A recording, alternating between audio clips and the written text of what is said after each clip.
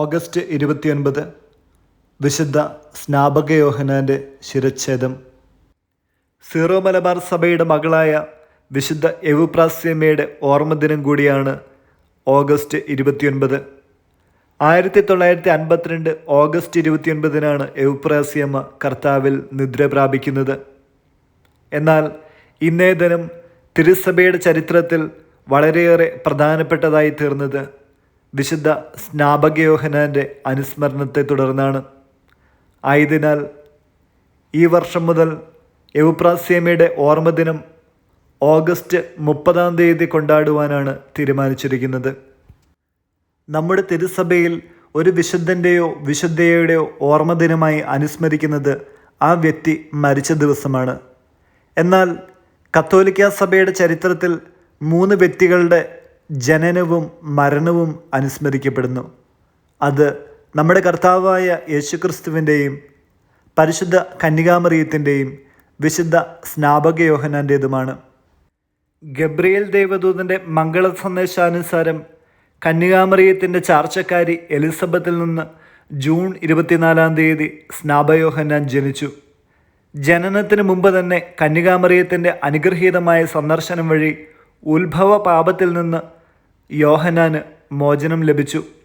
ഈശോ നസ്രത്തിലും സ്നാപക യോഹന്നാൻ 110 കിലോമീറ്റർ അകലെ ഐൻ കരീമിലെ മലനാടിലും വളർന്നു.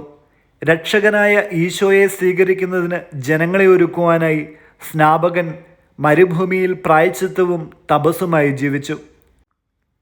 കർത്താവിൻ്റെ വഴികൾ ഒരുക്കുക, അവിടുത്തെ ഉൾവഴികൾ ഒരുക്കുക എന്ന് മരുഭൂമിയിൽ വിളിച്ചു പറയുന്ന സ്വരമാണ് താൻ. ഇതാണ് അദ്ദേഹം തന്നെപ്പറ്റി സ്വയം വിശേഷിപ്പിച്ചത്. പ്രായശ്ചിത്തത്തിൻ്റെ ജ്ഞാനസ്നാനം പ്രസംഗിച്ചുകൊണ്ടിരിക്കെ ജോർദാനിൽ വെച്ച് യേശുക്രിസ്തുവിനെ ജ്ഞാനസ്നാനപ്പെടുത്തുകയും തൻ്റെ ശിഷ്യന്മാർക്ക് ഈശോയെ പരിചയപ്പെടുത്തി കൊടുക്കുകയും ചെയ്തു. അങ്ങനെയിരിക്കെ ഗലീലിയിലെ സാമന്ത രാജാവായ ഹെറോദോസ് തൻ്റെ സഹോദരൻ ഫിലിപ്പിൻ്റെ ഭാര്യ ഹെറോദിയെ കൂടി സ്വന്തം ഭാര്യയായി താമസിപ്പിച്ചു. അത് ശരിയല്ലെന്ന് സ്നാപക യോഹന്നാൻ ഹെറോദോസിനെ ശാസിച്ചു. തുടർന്ന് അദ്ദേഹത്തെ കാരാഗൃഹത്തിലടക്കുകയാണ് ഉണ്ടായത്. ഹെറോദോസിൻ്റെ ജന്മദിനത്തിൽ സമൂഹത്തിലെ അറിയപ്പെടുന്ന പ്രമാണിമാർക്കും ഉദ്യോഗസ്ഥന്മാർക്കും ഒരു വിരുന്ന് നൽകി. പ്രസ്തുത വിരുന്നിൽ ഫിലിപ്പിൻ്റെയും ഹെറോദിയയുടെയും മകൾ സലോമി മനോഹരമായി നൃത്തം ചെയ്തു. ആ നൃത്തത്തിൽ സന്തോഷവാനായി തീർന്ന ഹെറോദോസ് അവളോട് ചോദിച്ചു, നീ എന്നോടൊരു സമ്മാനം ചോദിക്കുക. അവൾ അമ്മയുമായി കൂടിയാലോചിച്ച ശേഷം സ്നാപക യോഹന്നാൻ്റെ ശിരസ് ഒരു താലത്തിൽ വെച്ച് തരുവാൻ ആവശ്യപ്പെട്ടു. വിശുദ്ധ മർക്കോസിൻ്റെ സുവിശേഷം 6 അധ്യായം 17 മുതൽ 29 വരെയുള്ള ഭാഗത്ത് നാം ഇത് വായിച്ചറിയുന്നുണ്ട്. അതേ സുവിശേഷ ഭാഗത്ത് തന്നെ നാം വായിച്ചറിയുന്നതാണ് ഹെറോദോസ് സ്നാപക യോഹന്നാനെ തൻ്റെ കൊട്ടാരത്തിലേക്ക് വിളിച്ചു വരുത്തുകയും ഏറെ സമയം അദ്ദേഹത്തെ ശ്രവിക്കുവാൻ വേണ്ടി ചെലവഴിച്ചിരുന്നുവെന്നുള്ളതും. എന്നിരുന്നാലും ക്രിസ്തുവിൽ ദൈവത്തെ അറിയുക എന്നതും ക്രിസ്തുവിനാൽ തിരിച്ചറിയപ്പെടുക എന്നതും നമ്മുടെ സമഗ്ര വ്യക്തിത്വത്തിൻ്റെ രൂപാന്തരമാണ് അർത്ഥമാക്കുന്നത്. വിശ്വാസം എന്നത് കേവലം ഒരു വിനോദമല്ല, മറിച്ച് വിശ്വാസം ഒരു ജീവിത രീതിയാണ്. തെറ്റിനെ ചൂണ്ടിക്കാണിക്കാനുള്ള ധൈര്യത്തെ വിശ്വാസം ഉൾക്കൊള്ളുന്നു. മാറ്റി നിർത്തപ്പെടാൻ പോലും തയ്യാറാകുന്ന ധൈര്യമാണത്.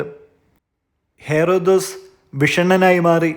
എങ്കിലും സമൂഹത്തിൻ്റെ മുന്നിൽ വെച്ച് താൻ പറഞ്ഞ വാക്ക് പാലിച്ചില്ലെങ്കിൽ അതൊരു അപമാനമായി തീരുമെന്ന് കണ്ട അയാൾ സലോമിയുടെ ആവശ്യപ്രകാരം സ്നാപക യോഹന്നാനെ കൊന്ന് അദ്ദേഹത്തിൻ്റെ ശിരസ് ഒരു താലത്തിൽ വെച്ച് അവൾക്ക് സമ്മാനമായി നൽകി.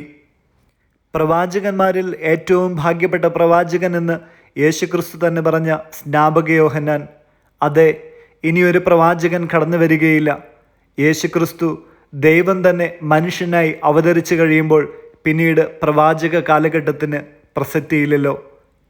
സ്നാപക യോഹന്നാൻ തൻ്റെ ദൈവഹിതം ഈ ഭൂമിയിൽ പൂർത്തിയാക്കിക്കൊണ്ട് ദൈവസന്നിധിയിൽ നിത്യമായ ജീവിതത്തിന് വേണ്ടി വിളിക്കപ്പെട്ട ഓർമ്മദിനമാണ് ഓഗസ്റ്റ് 29. വചനം കൊളോസോസ് 3 അധ്യായം 10 സമ്പൂർണ്ണ ജ്ഞാനം കൊണ്ട് സ്രഷ്ടാവിൻ്റെ പ്രതിച്ഛായയ്ക്ക് അനുസൃതമായി നവീകരിക്കപ്പെടുന്ന പുതിയ മനുഷ്യനെ ധരിക്കുവിൻ. വിചിന്തനം: ക്രിസ്തീയ ജീവിതം നമ്മിൽ ക്രിസ്തുവിൻ്റെ ജീവിതം തുടരുന്നതും പൂർത്തിയാക്കുന്നതുമത്രേ. നമ്മൾ ഓരോരുത്തരും ഭൂമിയിൽ ഓരോ ക്രിസ്തുവായിരിക്കണം.